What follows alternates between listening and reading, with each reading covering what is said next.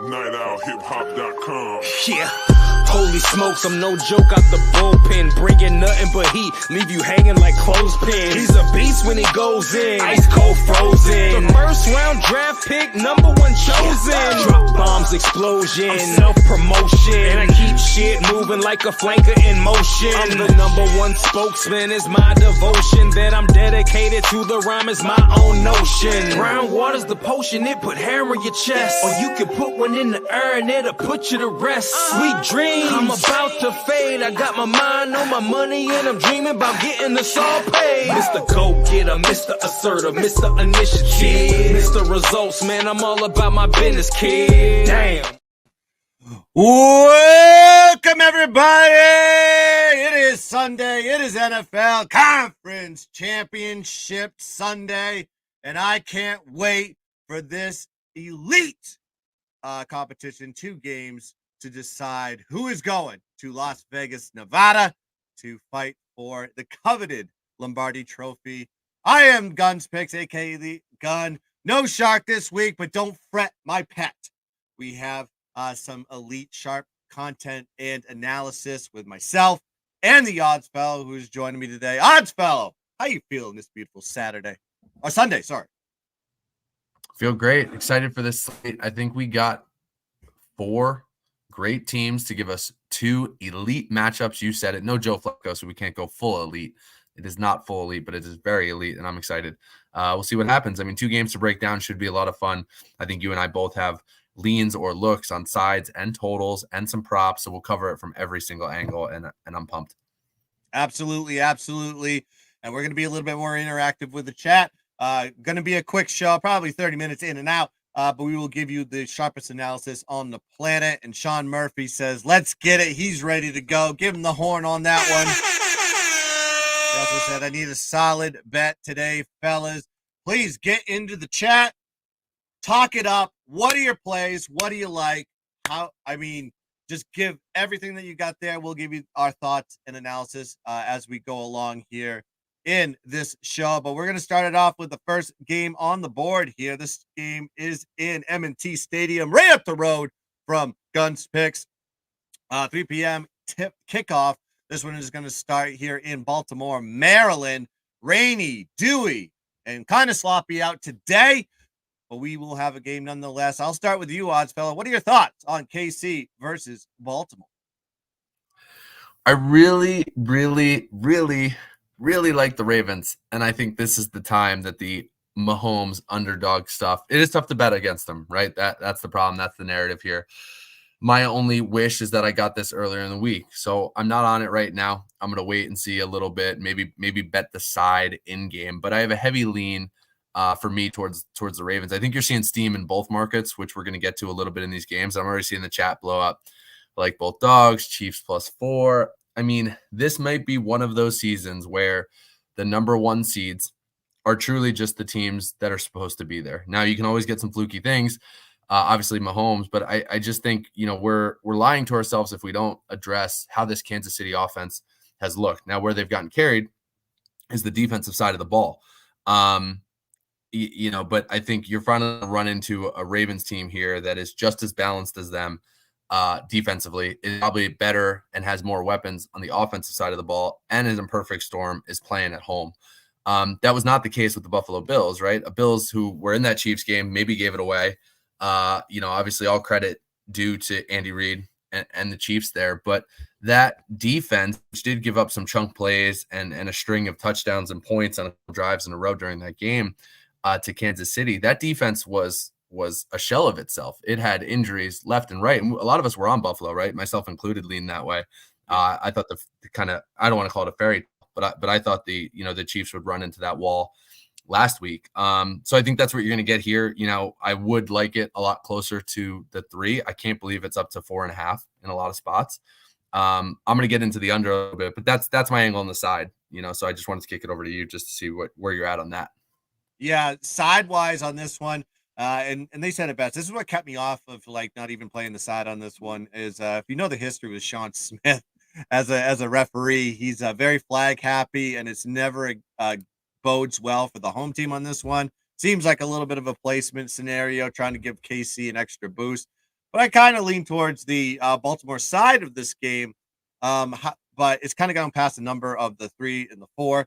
You got the good matchup in there with how Baltimore defends the pass. I think that's going to contain Mahomes a little bit well. They're going to have to run the ball a little bit more than they normally do. However, if you actually watch KC in the past couple of weeks versus Miami versus Buffalo, they've really split the run pass attempts 50-50. So they're actually, they're putting about $1.45 a game now in the rushing game. So it's not like KC can't run the football. They can.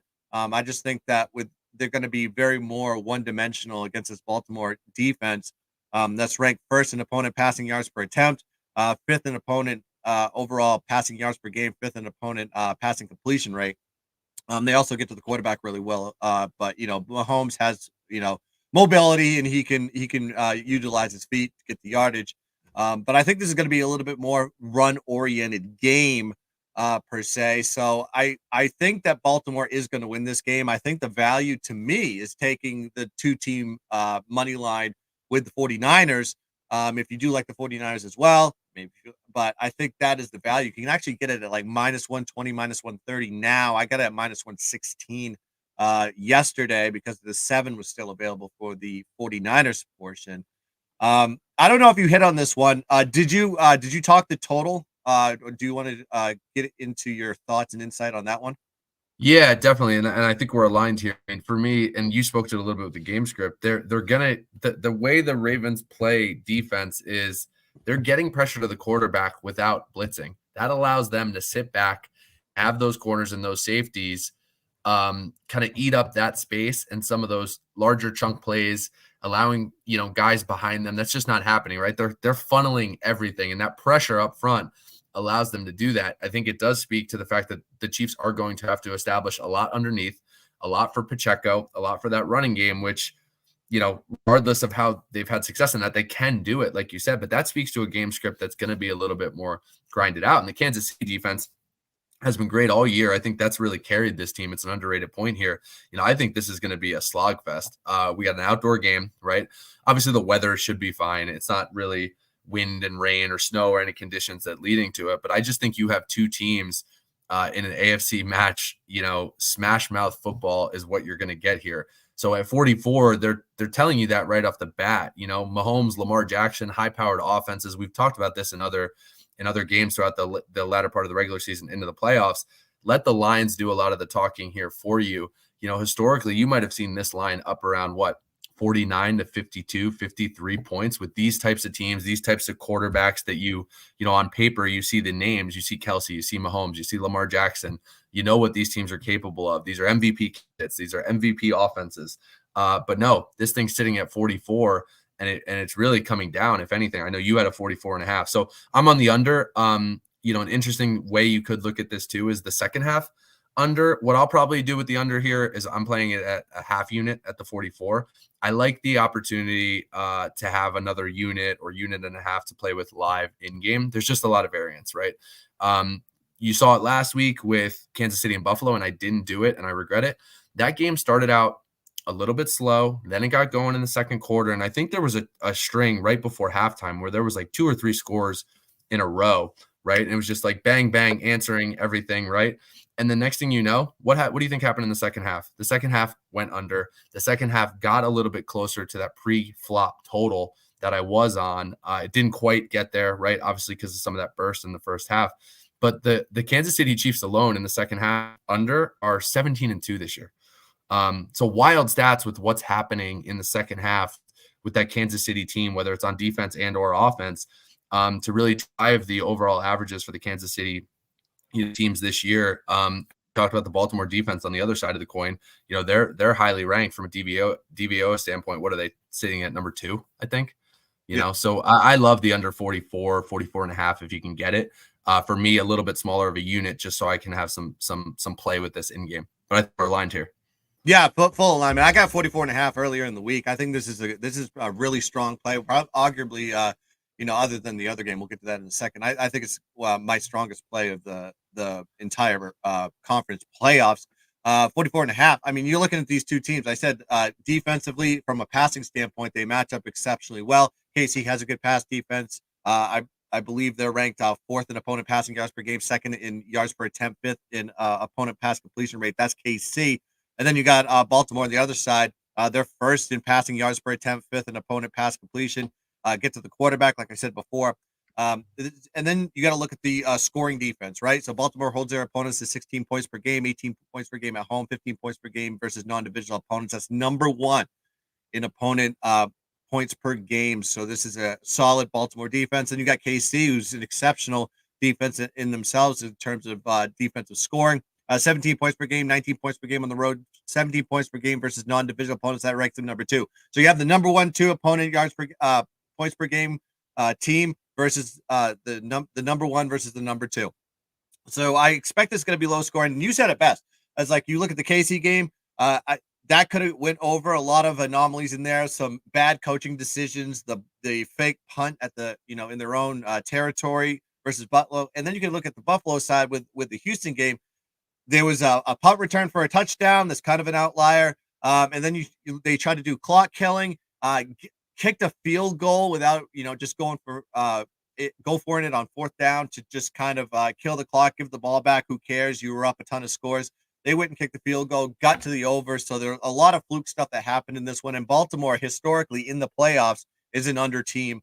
So that's why I think this situation with as total as I think is low when you look at these two teams, because if you're a public perception guy, you look Baltimore versus KC, you think points, points, points.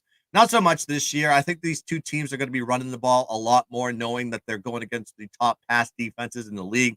So look for a slugfest in the trenches.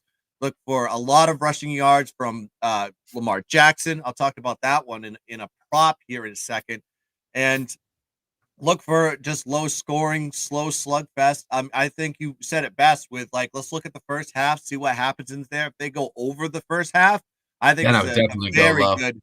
I think it's a slam for the second half under. And you can tell right away. You'll see that line tighten up. You'll look at the first half score compared to the second half line.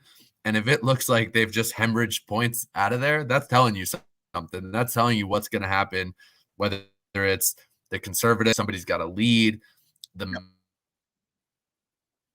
second half. Yep. So that's a 4-unit play for me. It's a big play. I mean, I'm beefing up the units. We're getting to the end of the season, and I'm getting a little bit more confident with my stats. I'm going under in the Baltimore KC game, 4-unit, and the odds fellow also taking the under 44. That is the number that he has gotten. That number is still available on the boards. I'm seeing 44s across every single section. Forgive Odds Fellow. He's having some technical difficulties outside of his normal studio today to join me for the show. But I want to talk about a prop that I like in this one as well. Want to get to this. I like Lamar Jackson over 64 rushing yards in this spot. That's a 1.5 unit play for me. Listen, what I said. I think this is going to be a heavy run oriented game for this Baltimore and KC spot. Baltimore will take advantage of the run versus this good pass defense. You look at Baltimore averaging 33 rushing attempts per game, and Jackson averages 9 carries per game at 5.8 yards per carry. So Baltimore is like the number one rushing team in the league, right?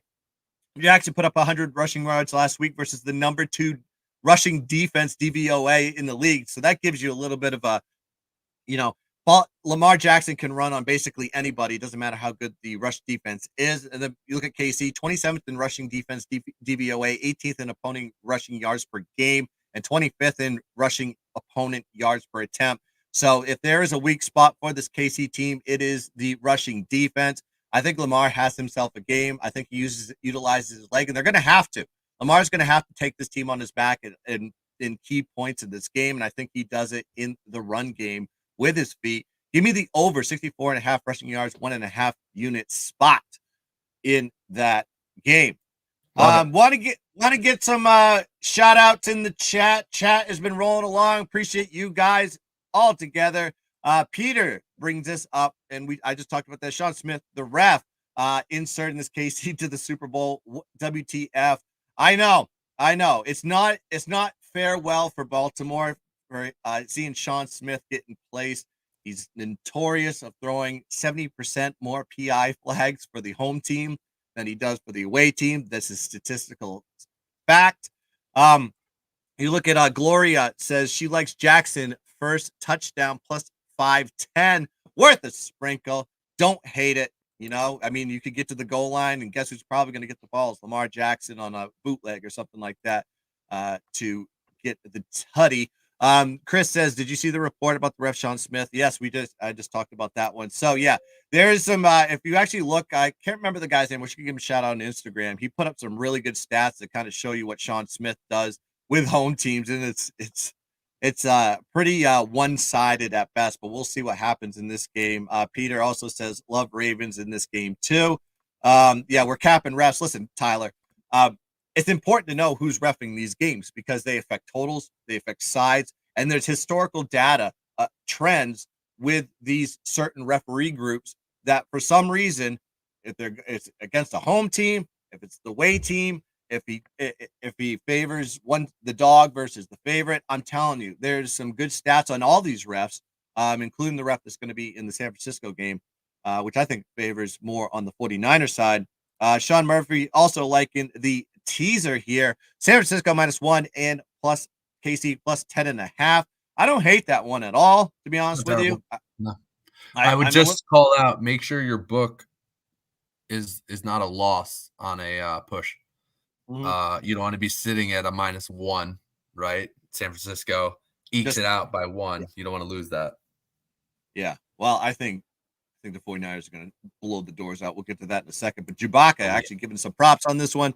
Bolton over tackles, assists, and Bateman over receiving yards. He likes those props there. It said just saying, look at Sean Smith, passing judgment call stats. Yes, correct. I was just getting to that one.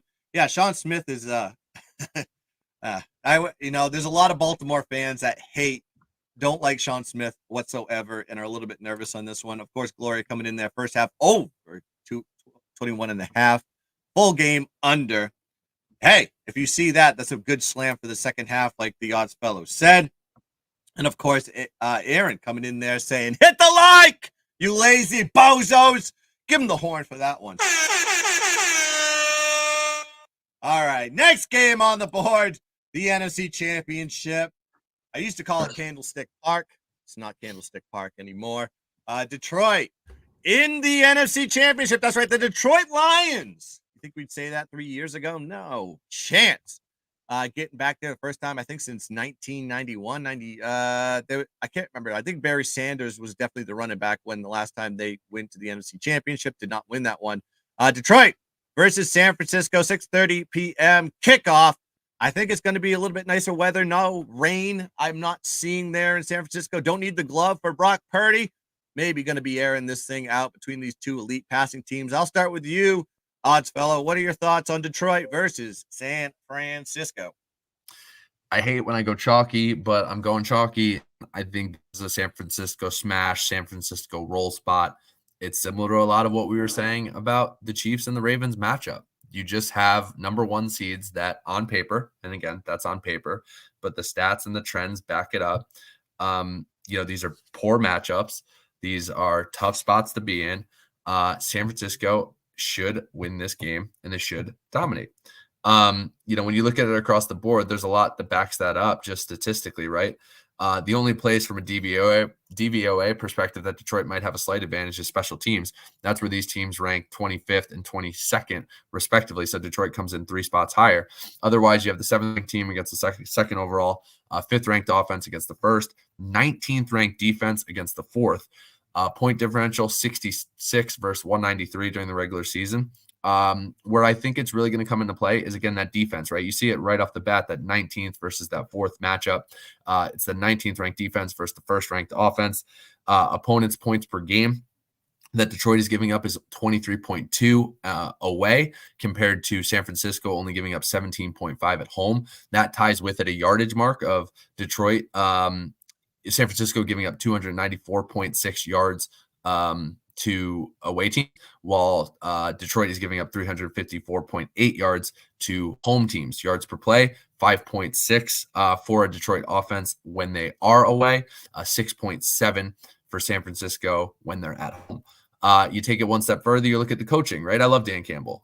You know, a lot of things went his way this year. Respect, love a guy that eats, bashes, kneecaps, whatever the hell he was doing a few years ago. He's obviously gotten Detroit back on track. This is a great spot for them. But you know, from a coaching perspective here, Kyle Shanahan 5-0 straight up as a favorite and 5-0 straight up at home in the playoffs. He's the only coach to be 5-0 straight up or better as a favorite at home in the playoffs since 2000. So obviously that's not a spread, but you can tell San Francisco is getting it done here. And the matchup alone, you know, to me leans San Francisco and over, which is how I'm playing this, and I'm playing it on both sides. When you look at the Detroit playoff games so far, right? So far they've faced the Rams and the Bucs, 17th and 18th overall DVOA. But when you look at what those opponents were giving up from a yardage standpoint away, because obviously both of those were road games. Detroit was at home. They were giving up 336 to an away opponent, 364.8 for the Bucs. Now that number drops way down to closer to that 290 mark that San Francisco's allowing, right? So I don't think the Detroit offense is going to be able to get going as much. The only way they can really get going on offense is they're going to have to rely on Goff, which I personally think is dangerous. The weather shit aside, I really could care less about inside, outside. This is going to be, he's a California boy. It's nice weather. It should be fine. But just the rushing attack, they're not going to be able to run in the interior. Where San Francisco is susceptible is giving up a little bit of running on the outside edges. That being said, the offensive line for Detroit is banged up. So how much they commit to that run, how much they're really able to stick to it, I think it's going to be similar to the game against Tampa. When you look at the box score, they had to put it in Goff's hands a lot. But the San Francisco defense from top to bottom is better. And the San Francisco offense compared to the Tampa Bay offense is much better. So, you know, some wrinkles here that I think are just going to put Detroit in a tough spot early and often. One other thing I want to point out, which maybe you'll get into in the prop market a little bit, is this Detroit defense is also decent, has been highly ranked against the run. We've talked about it in some previous shows, but they're giving up chunks to receivers. So somebody from San Francisco, if Purdy and Shanahan can game plan this the right way, they're susceptible to giving up, passing to running backs, which is what Christian McCaffrey can and wants to do. And they're giving up huge chunk plays to receivers. You look at the last 3 of the last 4 or 5 games that they've had down the stretch. One was a regular season and 2 playoffs. They gave up 227 yards on 13 receptions to CeeDee Lamb. And that was a regular season, obviously, against the Cowboys. Then in the playoffs, in the first round, they gave up 181 yards on 9 receptions to Puka. And then against Tampa, they gave up 147 yards and 8 receptions to Mike Evans. I don't know if it's going to be maybe Debo's a decoy, maybe it's Deco, but I would look at McCaffrey over in receptions, maybe the yards. I haven't researched the prop a ton. I would look at Ayuk for receptions and yards, and I would look at Kittle for yards. I think somebody here is going to eat in the middle of the field. So for me, it's San Francisco. I think a lot of the matchup data points that way, and it's the over. We talked about it a little bit before with the Baltimore line being low. This is a line that is very strong. Right, in terms of that over. So I got it at 51.5. There's probably some floating at 52s. Again, probably start to play it low and then see what you can get to and react in game. It's like you almost did I send you my notes? Because you basically is it good on this game? Actually, I'll get to the prop in a second. You just mentioned one of the props that I love today. But I'll get to that here. But when you look at these two teams, I mean, basically Detroit's played, you said, back-to-back home games, playoff games. Versus some opponents that are very susceptible in the pass. When you look at Detroit, they want to pass the ball, right? 260 yards per game passing, 68 pass completion rate. Last 4 games, they averaged 285 passing yards per game, 69.3% pass completion ranks them 3rd in passing yards per game, 4th in passing completion rate, 5th in YPA. But they passed 250 or more yards in the last 2 playoff games. But you mentioned these two, it was against the Rams, it was against Tampa. The Rams are ranked 21st in defensive pass DVOA, while Tampa is ranked 14th in defensive pass DVOA. They're ranked 28th in opponent passing yards per game and 25th in passing yards per attempt. So, yeah, you have 2 teams that are leaking sibs versus the passing game. But, however, you look at San Francisco's passing defense, they give up 213 passing yards per game, ranks them 13th in the league, 5.9 yards per attempt, ranks them 5th in the league. So this is a step up in passing defensive class, per se. And then you got to do it on the road where Detroit is got a -1 point differential, plus 28 net yard average, 7-2 ATS on the road, 6-3 straight up. But look at the road games they played, right? So they played week 1, they played Kansas City. Okay. They went to Arrowhead. They won the game. That was like a highly motivational, super for Detroit, the coming out party for Dan Campbell, and a KC team that is really susceptible of giving up L's at home. Then they played Green Bay, not the Green Bay we saw in the back half of the season, but the one earlier in the season when they were trying to figure themselves out with with Love. And then you got Tampa. You know how bad they are. Then they go to Baltimore and get their proverbial ass kicked 38-6. That was an L. Then they played the Chargers. The Chargers are bad. Saints, non-playoff team. And then they lost to Chicago. Then Minnesota. These are divisional games they typically excel at. And then they go and they lose to Dallas on the road, right? So this is a team on the road. Very different story here. And they're playing a 49ers team that is their best road test of the season. Weak points on this one with Detroit. Weak pass defense. They give up 300 yards passing in their last 5 games to their opponents. San Francisco, while not the strongest in the passing game in the last 3 games, San Francisco is ranked 4th in passing yards per game as far as offense is concerned. First in passing YPA, putting up 9.1 yards per attempt when they do pass the ball. They're also 5th in pass completion rate with Brock Purdy. The team off a spread loss. This is a good one that I found. Good little statistic. So you have San Francisco, right? Won but did not cover. Now they go into the next week. In the playoffs, the team that advances that did not cover is 4-0 ATS in the last 4 seasons.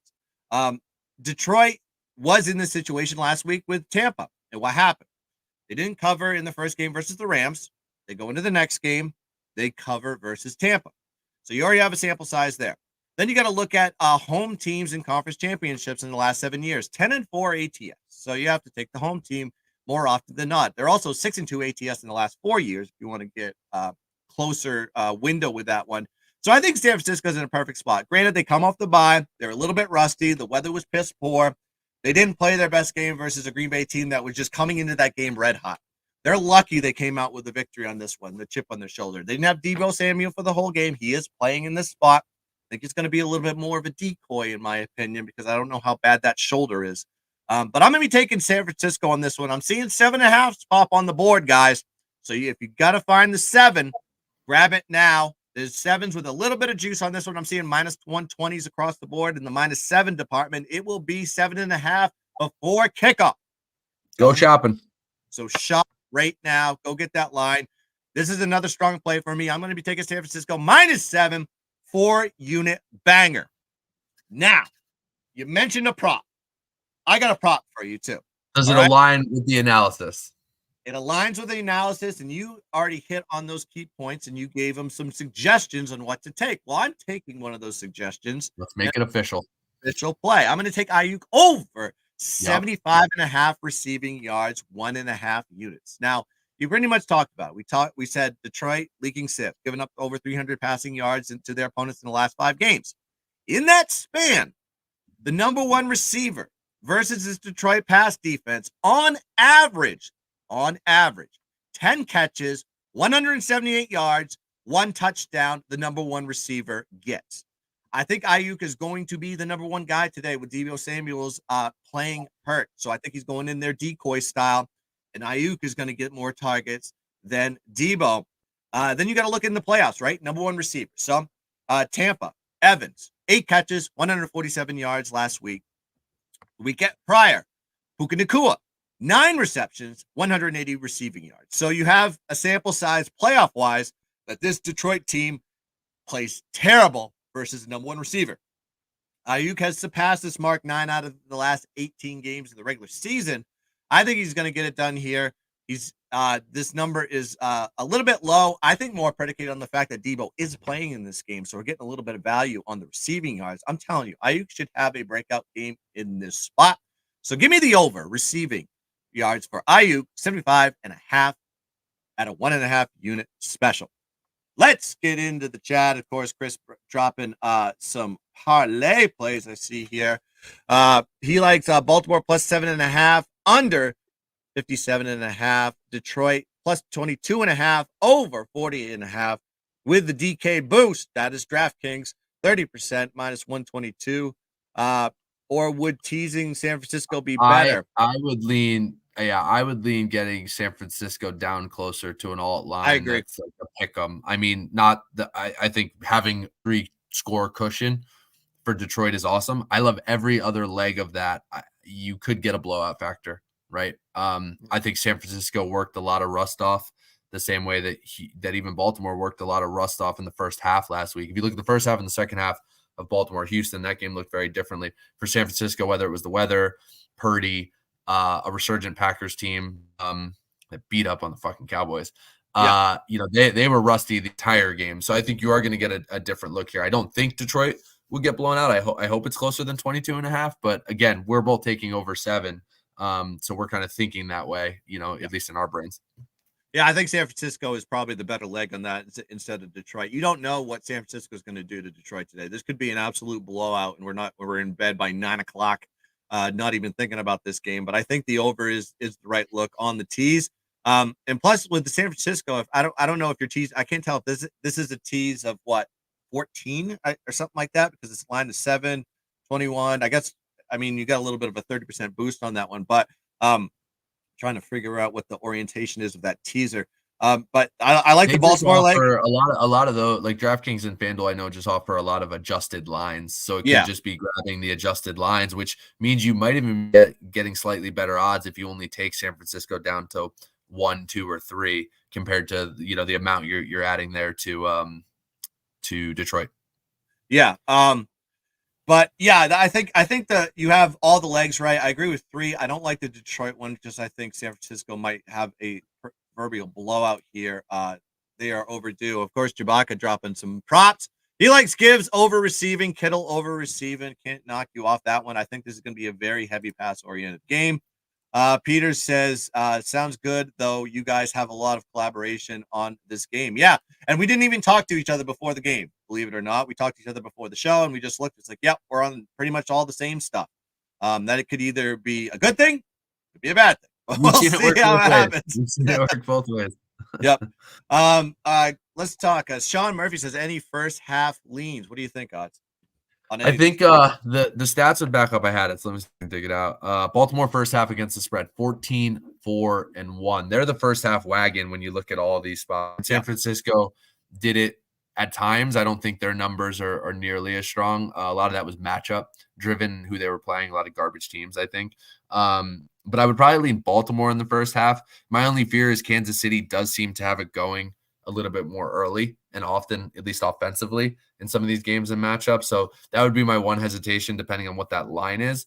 But I would imagine if that line's 4.5, you're probably getting, I wouldn't be surprised if you saw some 2.5s, maybe even some 3s. That thing's probably going to be heavily weighted towards the first half. I would lean Baltimore. In terms of totals, I think you could get first half overs in both of these, but you may be better off betting that live. There's a little bit of a slowdown in one of the first couple drives, maybe a turnover or something that then leads you to be able to get even a better first half adjusted number. And then I could see both of these games tightening up in the second half. Yeah, I'm just seeing if I can pop the first half lineup here for Baltimore, because that would be the one I would think would be the best first half look. That's if you look at, we talked about it last week. I think I was on it and I got completely screwed. Honestly, it should have hit last week. If you guys remember, if you tuned into the show, I took it. I think it was minus. I might have got a 6 or 6.5. I think it creeped up a bit closer to 7 by the time the game started. That thing was 10-3, and with about 4 and change or 3 and change, there was a punt return for a touchdown that Guns alluded to earlier. That was the only reason that thing went into halftime 10-10. At best, I was probably going to get 13-10. Once that happened. But really, Baltimore was in control. It should have been a 10-3 game at halftime. Correct. Yeah, that kick return was not only it killed the total too. I was like, special teams can really kill a total, especially when you're dealing with a low total. Like, I mean, think about this. Like, what did you find? Because I just pulled up DraftKings. I see -3. I see -3.5 plus 100. I saw that. Think about that. A full game is sitting at 4.5. And again, they're telling you, like, they want you to back KC here. But that's a strong line. That's a very strong line. I mean, you've seen majority of the spread going towards Baltimore in the first half. I think that is a true Baltimore first half line. I would think that's the best look in any of the first halves today, is just take Baltimore in the first half. Like Odd said, it should have hit last week. Did not because of the special teams incident. But I think it's going to be a little different story here with Baltimore. I think they're going to be ready to go. And what they like to do They like to start fast. They like to have the lead going into halftime, and then they, try to make some adjustments and just kind of maintain that lead into the second half. And Andre said it best. He goes, best ATS team in the NFL. You're not wrong there. So is, I guess, you can say the same thing about the Lions. I mean, this is the playoffs, new season. And Stephen K coming in there goes, need a lock to fund my hooker addiction. I would say my best one is the under in the Baltimore game. What would you say? Is it 49ers? Is it the under? What's your best look? He needs a hooker, man. The boy. I would probably. I'm pretty aligned with you on the under. So I would say my top two. I'll give you two are the under and then San Francisco at that 6.5 to 7 mark. I like those two the most. I do like the over as the third official, which I obviously gave you guys in the San Francisco game. It's just when you're betting totals, there's always a lot that can go wrong. So, I like the under slightly more than I like the over. So that's the move, Steve. Yeah. He wants the girls that you can spend like $400 or $500, the first class girls. He ain't trying to get no crackhead. No. Those girls will work a little bit cheaper, but we'll see what we're doing here today. Russian hookers are expensive. Yeah, this is what they tell me. I don't know personally, but I'll take your word for it. I've heard it. Yes. So we've given you the stats. We've given you the breakdowns. We've told you what we like. The odds fellow loving the 49ers -7 over 51.5 in that game as well. And he's on the under 44. And I am aligned on the under on that one. Baltimore KC under. I got 44.5. That's a 4-unit play. I also like Lamar Jackson, 64.5 rushing yards at 1.5 units. Gonna go with 49ers as well. Aligned with the odds fellow. -7 is the line I got. Go grab it now, folks. 4-unit special. And then, of course, I'm going to be going with Ayuk over 75.5 receiving yards as my prop for another 1.5 units. I am spreading units like I'm spreading legs, baby. That's how it's done here on the Circa Millions show. So that's going to do it for us. Oddsfell, tell them where they can find you on all the social media venues and what have you. Yeah, definitely check it out. I'll be trying to bet in game for these games. Like I said, I love live and second half. Live is always a little bit tougher. I'll still post them. I know it's tougher to get to, but the second half, I'm always looking for something. I'll have a ton, hopefully NBA today and this week. We're on a great run there. I think we've pushed now to 28, 8-1 over our last 35 or so. So really seeing the board well in the NBA. There's 5 games on that slate today starting at 2:00. So hopefully some good ones that we can thread the needle while the sharps and the books are busy on the NFL. We'll see if we can find some NBA spots. So that's at the _odds_fellow on Twitter. And we really appreciate you guys joining the show every week this season throughout the playoffs. Like Guns is about to tell you, smash, spread the word. We appreciate it. Absolutely. And also, we also have a Slack channel where we drop all our plays all the time. You can go check that out. We have a link in my bio if you want to go to look in there. It's absolutely free to join.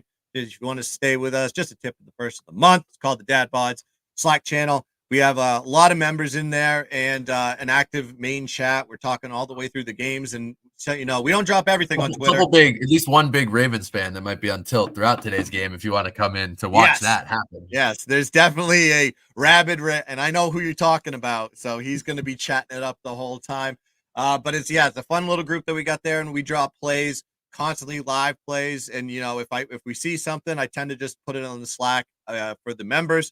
And I don't put it out on Twitter. So the main ones you'll see on this show, put on Twitter now, and then we'll probably add on as the games go along. But I appreciate everybody that has joined us today. Money Channel was let's give him the horn for that one. Of course, Chewbacca joining. Thanks, buddy. Love having you. And of course, Peter saying thanks, you guys. Best on NFL Track Record Show. That's right, baby. We are the sharpest content NFL bastards on the planet, hitting over 58%. I think Osfellow is absolutely killing it. Hey, not to mention the NBA run you're on, my friend. What is it, 22-5? What is the record that you're going on right now? I think we're up. I think now we're 20. Last time was 4-3, so that was a little bit of a slower sled, but I think we're 28, 8-1. Wow. Absolutely killing it in the NBA. That's why you got to join the Slack channel. You get all the plays, you get the best lines, because we've dropped all the plays early. Days before we actually put them out on Twitter. So go check that out. Like I said, free to join, hang out. And if you want to stay, just drop us a little tip in the money jar, as they say. And that's all it takes. Very, very cheap. to join us. Spreading the word 2 years from now. Best out there. Appreciate you, Peter. Chris Beauchamp. Did we kill it in college basketball yesterday, my guy? He joined us yesterday. 4-1 on the show plays in the late night bangers. Killed it there. So thanks everybody for joining. We will be back next week, Sunday, for our Super Bowl plays, and the Shark will be joining us today. Couldn't make it today. Didn't really like any of the games himself, so didn't want to drop anything that he didn't truly 100% believe in. And of course, Anthony dropping, that's his NBA record, last 35 games in the NBA. Just absolutely murdering the association, and we love it. So thanks for joining us. Let's dominate. Hit the like button. Subscribe to the Sharky Waters Nation channel. Let's dominate the board. Let's cash some tickets. And as always, let's keep dancing. Bang.